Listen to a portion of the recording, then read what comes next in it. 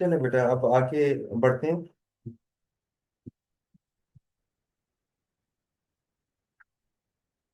Next है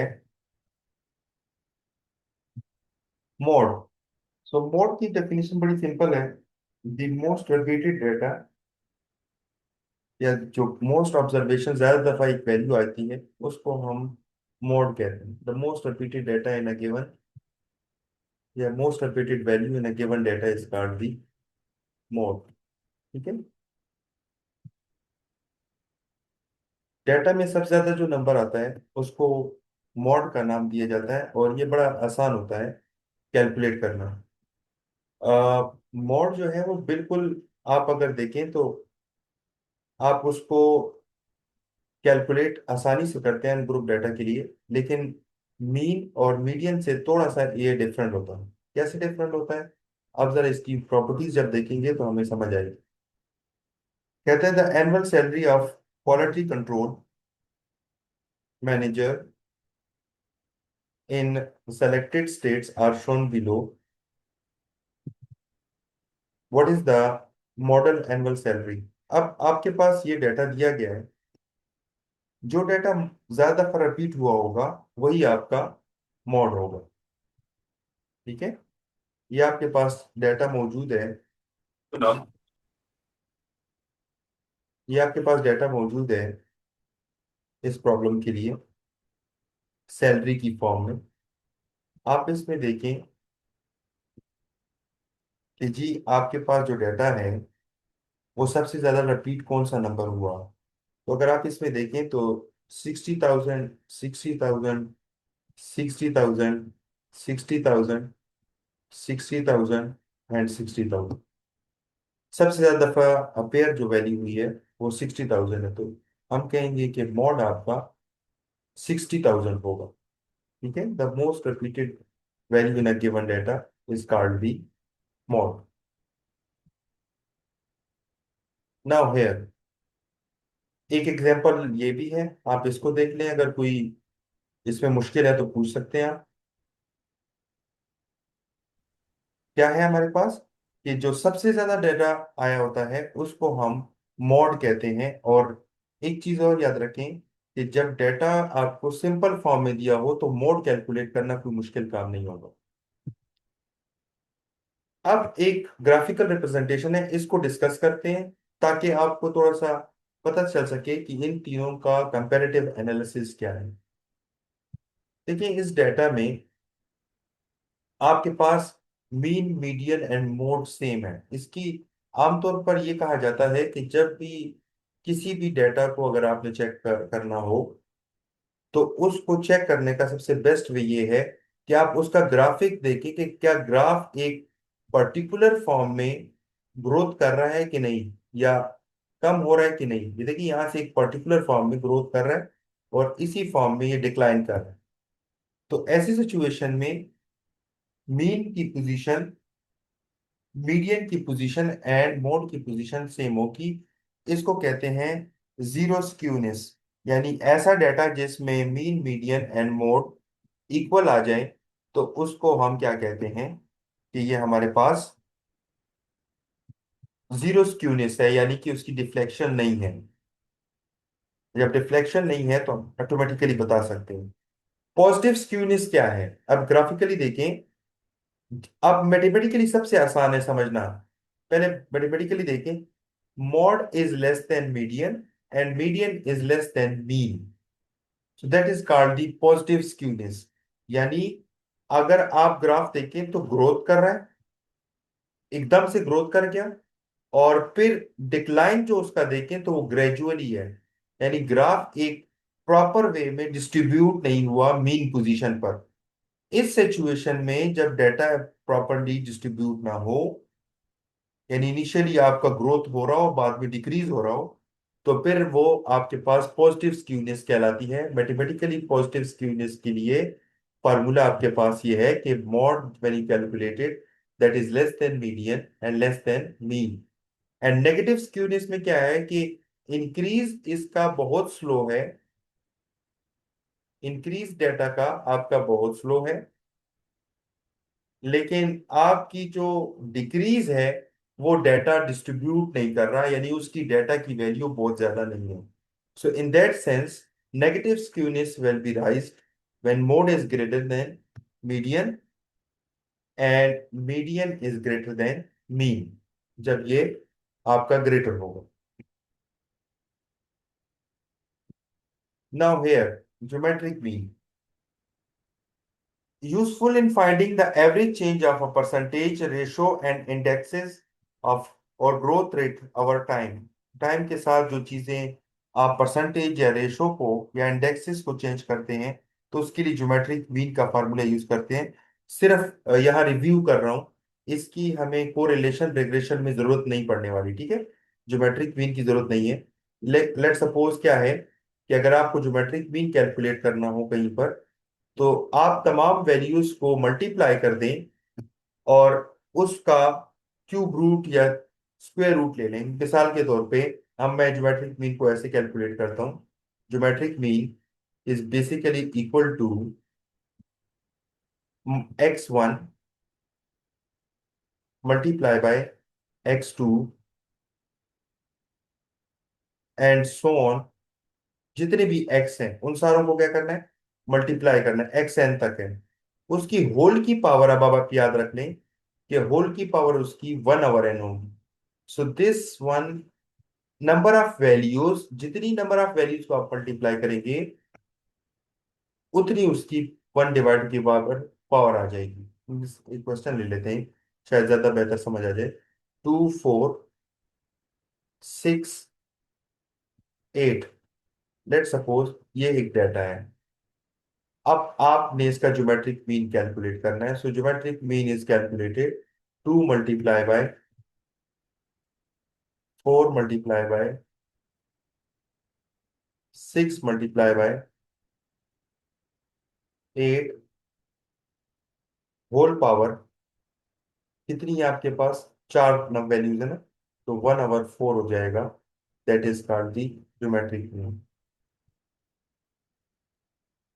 तो geometric mean आपका इस फार्मूले से कैलकुलेट हो जाएगा। आप तमाम नंबर्स को मल्टीप्लाई कर दें और होल पावर 1/n जो इतनी वैल्यूज हैं उसको डिवाइड कर, ये ज्योमेट्रिक। सो हेयर प्रॉब्लम है, suppose you receive a 5% increase in salary this year. इस ईयर में आप 5% इंक्रीज कर देख रहे हैं, अगले में 15% increase in next year. 2 years की बात की गई है।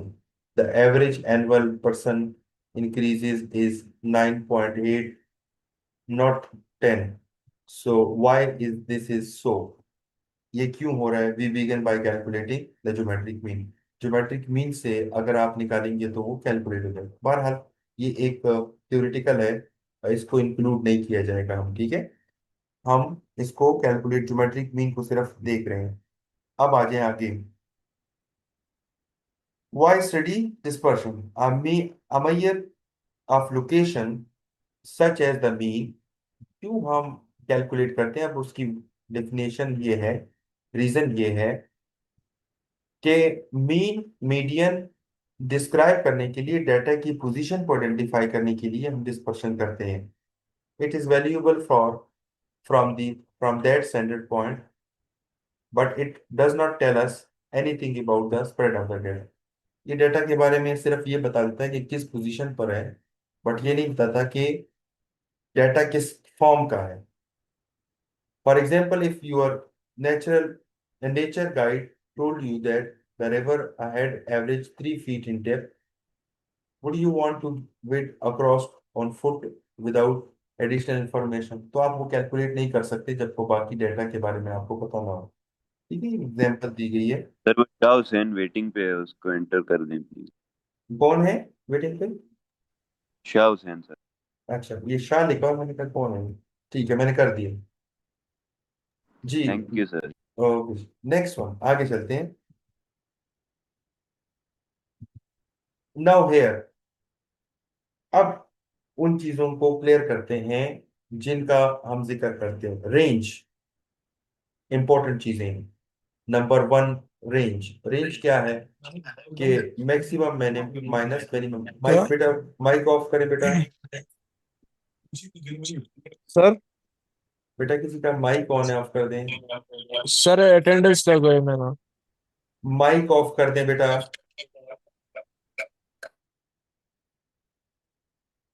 वो हो जाएगी, उसका मसला नहीं है। आप प्रेजेंट हो गए, वो मसला नहीं है। ठीक है, मुझे नजर आ गया, मैं देख रहा हूँ साथ साथ कौन कौन प्रेजेंट। ठीक है बेटा, वो मसला नहीं है। जी sir, okay. Okay, thank you.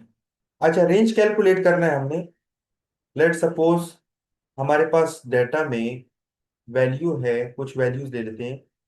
2, 4, 6, 10, let suppose. अब लाजमी नहीं है कि डेटा की एक प्रॉपर जो है वैल्यू की, लाजमी नहीं है कि डेटा की इंफॉर्मेशन जो है वो एक रिदम में हो, जैसे 8 लाजमी है नहीं कि हो।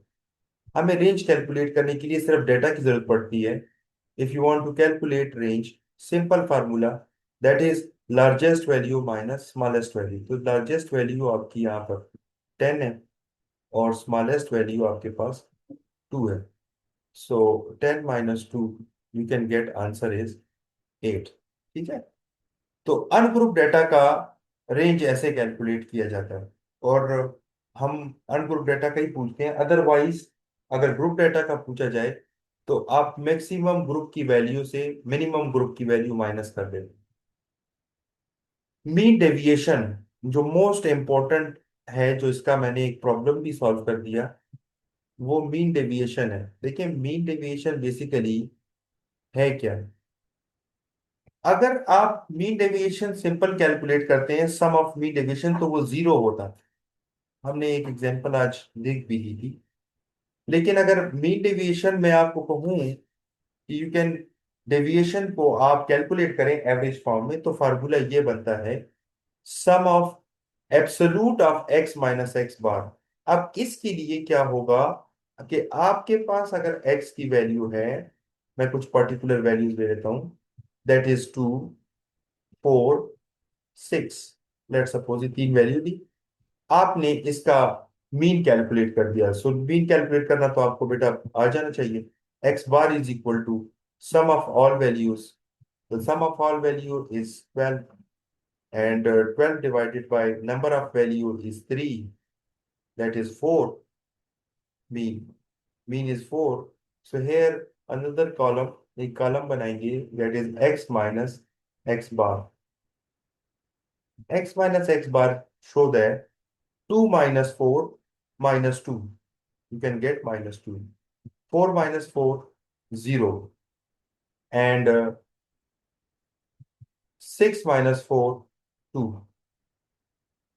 आपने ये निकाला, इसका सम जीरो होता है, always zero, but here you can calculate the absolute. So एक कॉलम और बनाएं और उसको नाम दें x minus x bar absolute. तो आपने बार बार mean, you can calculated the bar of the value, यानी कि आप मॉड लेंगे तो नेगेटिव का पॉजिटिव हो जाएगा, ये तो जीरो ही रहेगा और ये भी पॉजिटिव ही रहेगा। So this some is 4, and 4 divided by number of values, that is 3. So you can calculate it the mean deviation in absolute form। आप मीन डेविएशन को एब्सोल्यूट फॉर्म में कैलकुलेट कर लेंगे। क्लियर है बेटा।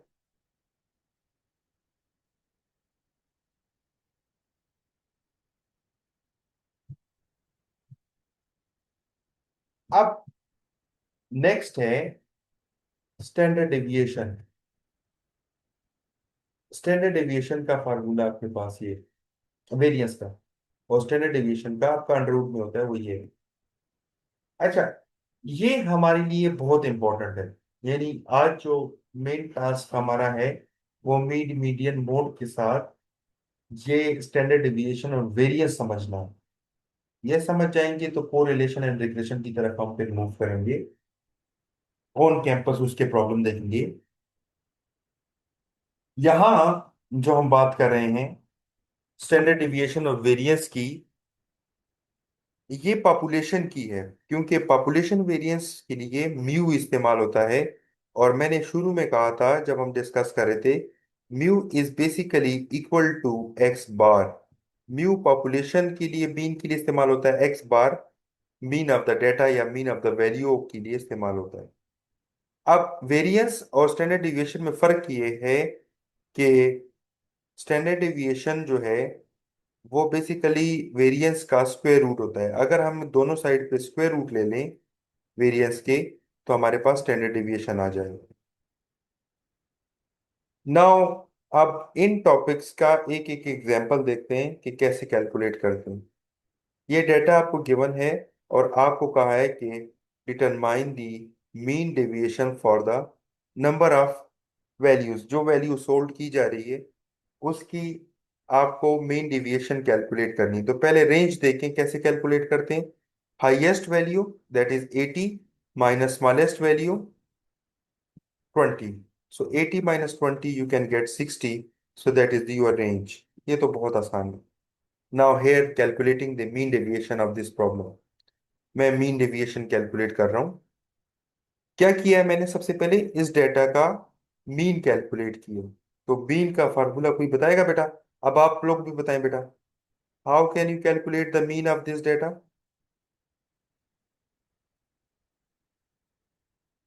जी please.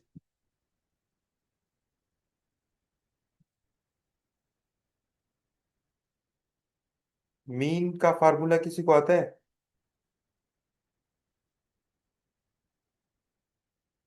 Sir, sum of x minus x bar divided by number of values. Okay, तो सो अगर हम इन सारों को प्लस कर दें बेटा तो क्या आता है?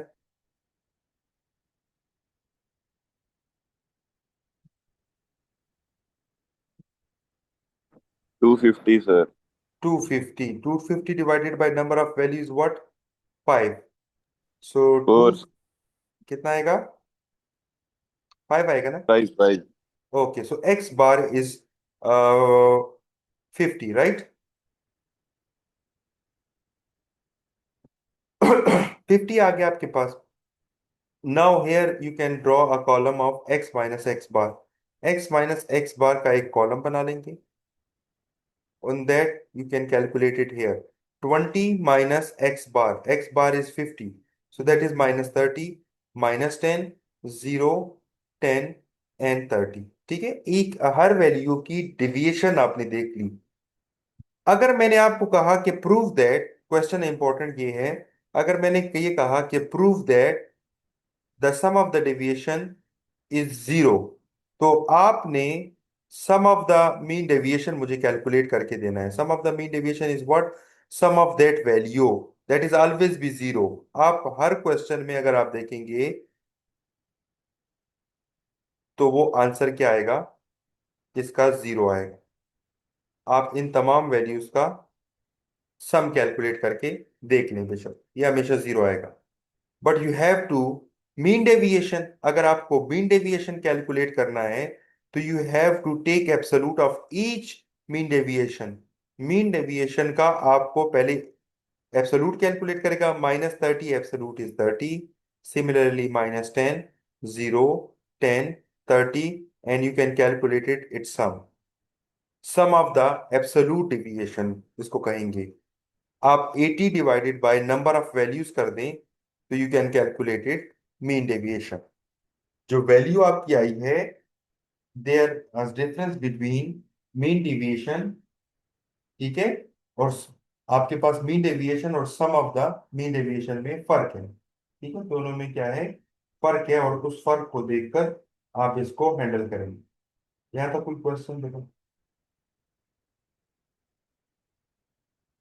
Please.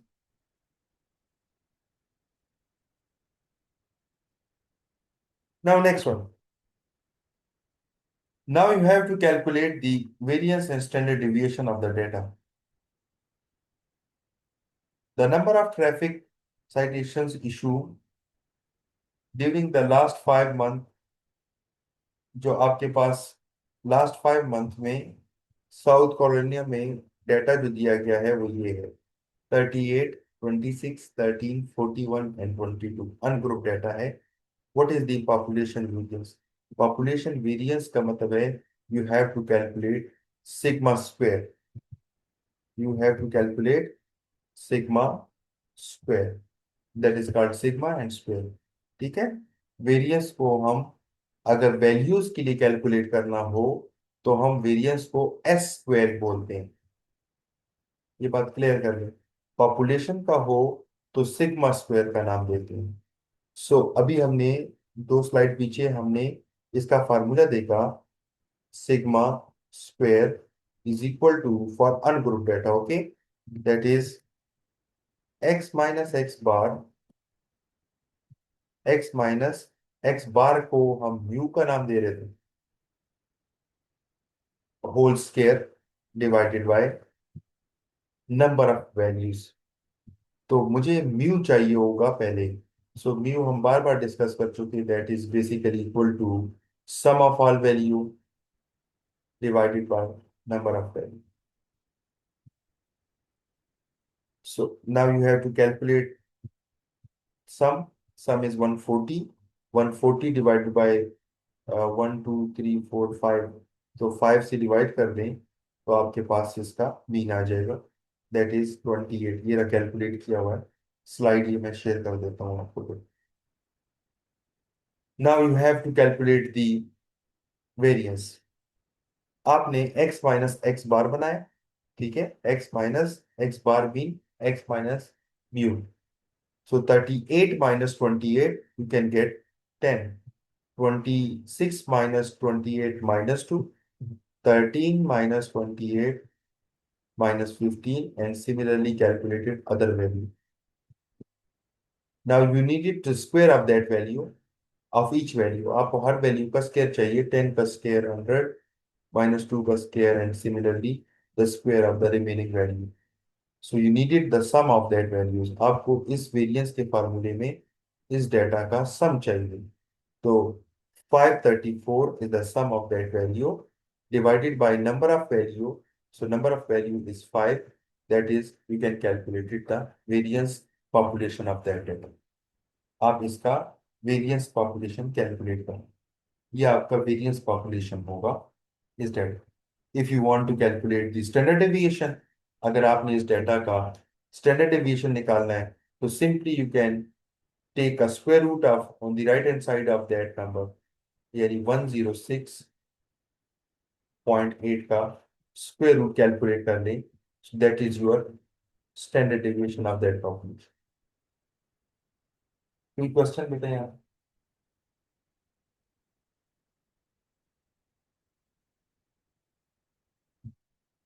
Now next one, simple variance जिसको हम एक्स बार के साथ रिप्रेजेंट करते हैं।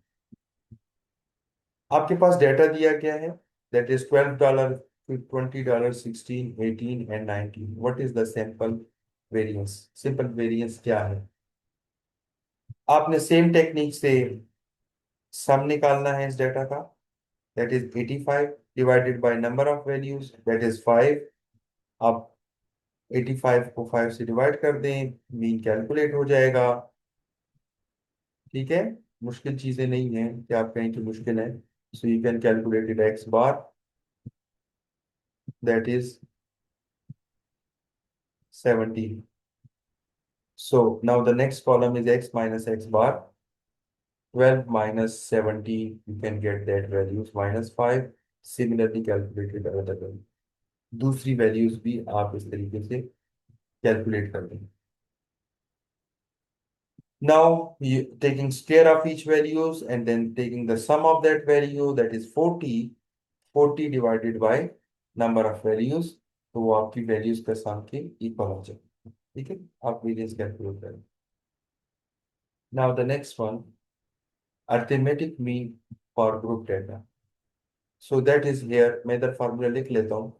मुख्तलिफ तरीके से मुख्तलिफ बुक्स और नोट्स से इसको रिप्रेजेंट करते हैं। स्टैंडर्ड फार्मूला जो आमतौर पे लोग इस्तेमाल करते हैं वो ये है, f(n)(2)x, ठीक है, ग्रुप डेटा के लिए, divided by sum of f। ये मीन फॉर ग्रुप डेटा के लिए फार्मूला है। आपको ग्रुप डेटा डिस्क्रीट फॉर्म में फ्रीक्वेंसी के साथ मौजूद हो सकता है, आप उसको कैलकुलेट करते हैं तो इस फार्मूले से हम कैलकुलेट कर सकते हैं। Find the arithmetic mean of the group data. ये आपके पास डाटा दिया गया है, group is already described here, frequency is already given here. Now the most important thing that you have to calculate it here, that is x. आपको x calculate करना होगा. How you can calculate the x? So you can taking the midpoint of this group. So how can you calculate it? 15 plus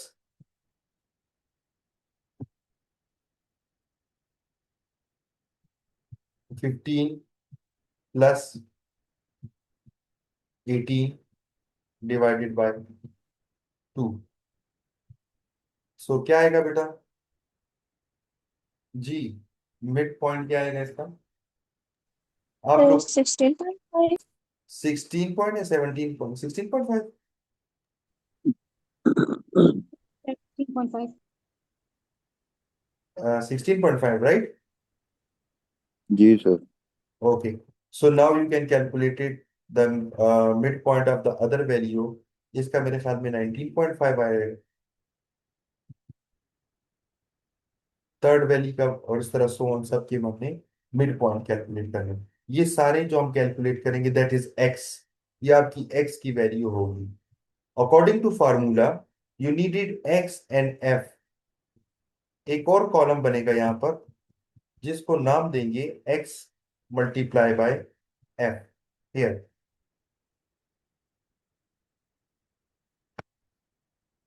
आप यहाँ multiply करेंगे 16.5 multiply by 8, 19.5 multiply by 23 and so on, और down पे यहाँ पर sum of x f calculate कर लेंगे। अगली स्लाइड पे इसका सोल्यूशन मौजूद होगा, और इधर मुझे एफ का सम चाहिए वो 80 है।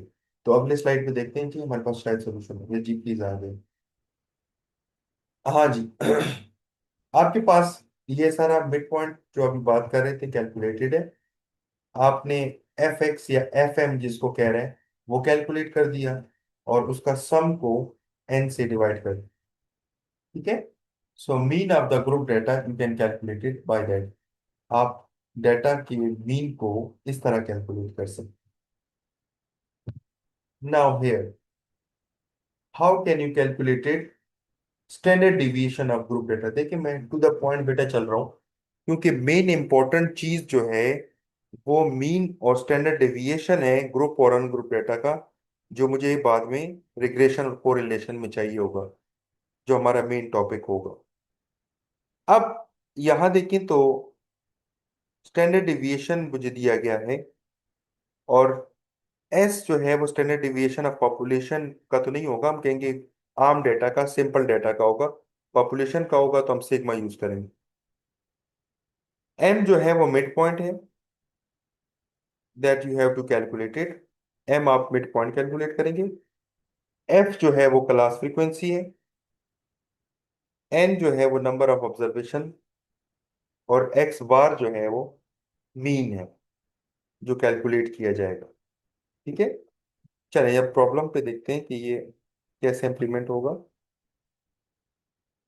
Here the problem. Same problem पे हमने स्टैंडर्ड डेविएशन अप्लाई कर।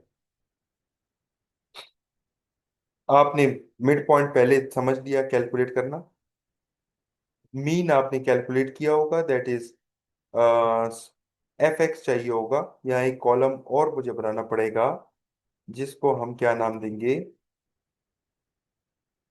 F x. यहाँ एक कॉलम एफ और एक्स का बनेगा जो कि इन दोनों को मल्टीप्लाई करके आएगा, और मुझे उसका सम चाहिए, बल्कि पिछली स्लाइड पे हमने कैलकुलेट किया है। तो that is mean is 23.1। 23.1। So मैं यहाँ लिख देता हूँ कि our mean is calculated x bar, that is 23.1। Now, according to formula, you need m minus x bar.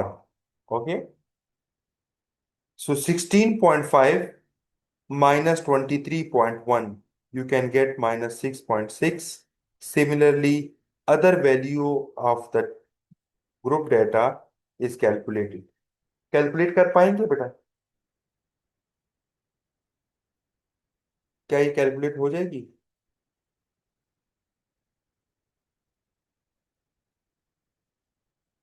जी बेटा, क्या ये हम कैलकुलेट कर लेंगे आप लोग बेटा? जी sir. Okay, so now taking square of that value, -6.6 का स्क्वायर ले लेंगे, सिमिलरली -3.6 का ले लेंगे, सबके स्क्वायर्स कैलकुलेट कर लेंगे। स्क्वायर लेने के बाद फार्मूले में लिखा हुआ है कि सम करने से पहले एफ से मल्टीप्लाई करना है। So now you can multiply this F of each group with the particular value of this value.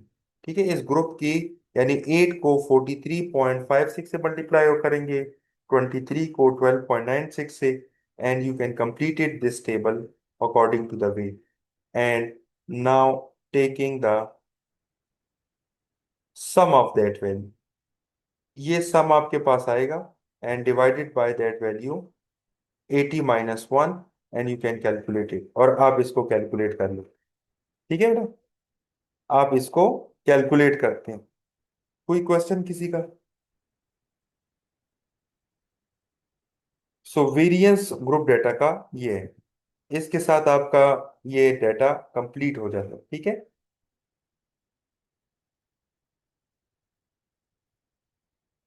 हाँ जी, कोई क्वेश्चन नहीं आता तो पूछ लें।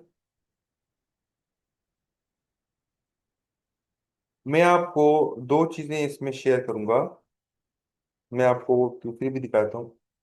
जो आपकी बुक है वो, और अगले सेशन में हम प्रैक्टिस के प्रॉब्लम थोड़ा जल्दी जल्दी करेंगे और अटेंडेंस लगाएंगे। जरा ये देखें, क्या आपको ये स्लाइड शो हुई है? प्लीज बताइएगा मुझे। जी sir. Yes sir.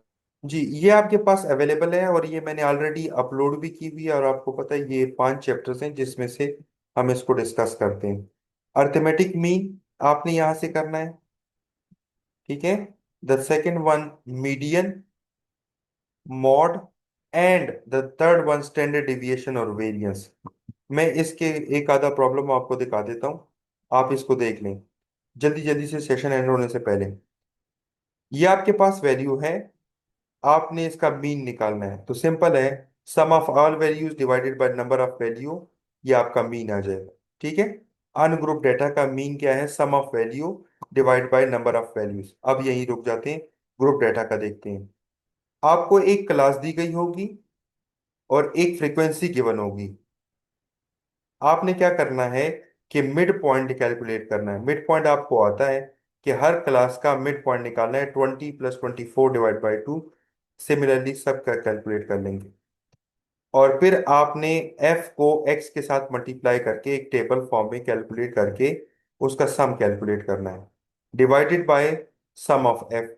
So that is the way to calculate the mean of the data. Practice के सर लिए पेपर में भी आप ऐसे सिंपल क्वेश्चन ही देंगे? ये जो मिड आपका जो मीन मीडियन मोड है ना, ये हमने लास्ट टाइम क्लास में डिस्कस किया था कि हमें अगले टॉपिक के लिए सिंपल वाला चाहिए। यानी मैं अब अगले सेशन में जब आपको कराऊंगा, जो stand sorry correlation and regression का टॉपिक है, या जी ट्रांसफॉर्मेशन है, उसमें मीन कैलकुलेट करना होगा, तो इससे मुश्किल मीन नहीं होगा। राइट, अनग्रुप डेटा का, ये सलमान की आवाज थी। राइट, सलमान आप थे ना? जी सर। सलमान देखो, ये आपके पास डेटा होगा इस तरह का, और मैं आपको कहूंगा इसका कोरिलेशन निकालें। सो कोरिलेशन के लिए आपको मीन की जरूरत पड़ेगी। सो इस डेटा का मीन यही तरीका है, कोई दूसरा वे नहीं होगा। ठीक है, तो डेटा या तो इस फॉर्म का होगा या इस फॉर्म के का होगा, कोई इससे डिफरेंट नहीं होगा, और यही फार्मूला यूज होगा, या तो अनग्रुप डेटा का या ग्रुप डेटा का। ठीक है, ओके। जो कि हम यूटिलाइज करेंगे जाके रिग्रेशन और कोरिलेशन में, उसको हम ओके। देखेंगे। ठीक, ठीक है, ये सारा मीन वही है, तो इसमें डिफरेंट नहीं है कि हम कहें इसको कि हमारे पास डिफरेंट है। मैं आगे चलता हूँ, मीन का केस आपको मैंने बता दिया। अब मैं अपने दूसरे पॉइंट पे जाता हूँ।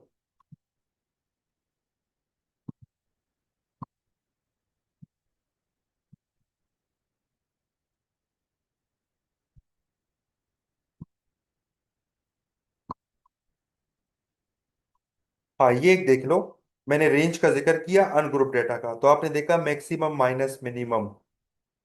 अगर आपको, मैं सिर्फ समझा रहा हूं, ये इतना इंपॉर्टेंट नहीं है, लेकिन आपके माइंड में होना चाहिए कि अगर आपको ग्रुप डेटा का रेंज निकालना है ना, तो मैक्सिमम ग्रुप की वैल्यू क्या है? 39।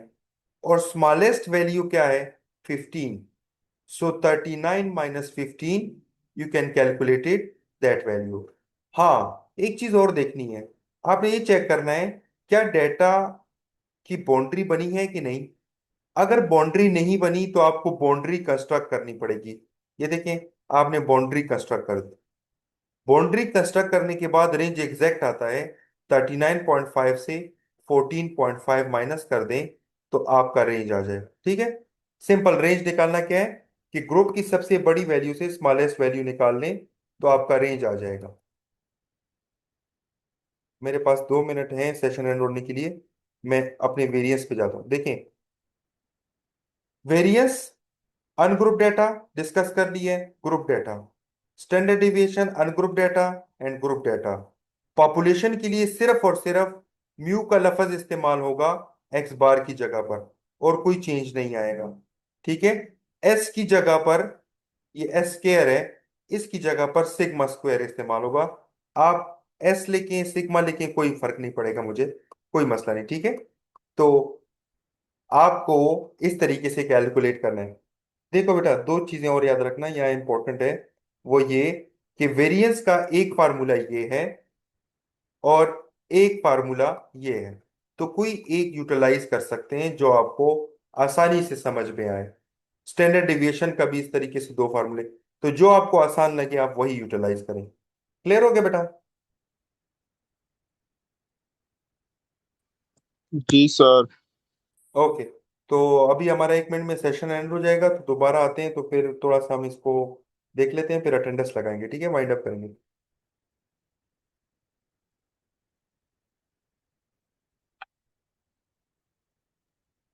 सर ये फिर आप क्लास में भी एक्सप्लेन करेंगे? जी जी, अभी एंड पे हम थोड़ा सा इसी को कंटिन्यू करेंगे और थोड़ा सा आपको बेसिक बताना है कि कोरिलेशन रिग्रेशन क्या है, फिर ऑन कैंपस करेंगे। ठीक है बेटा?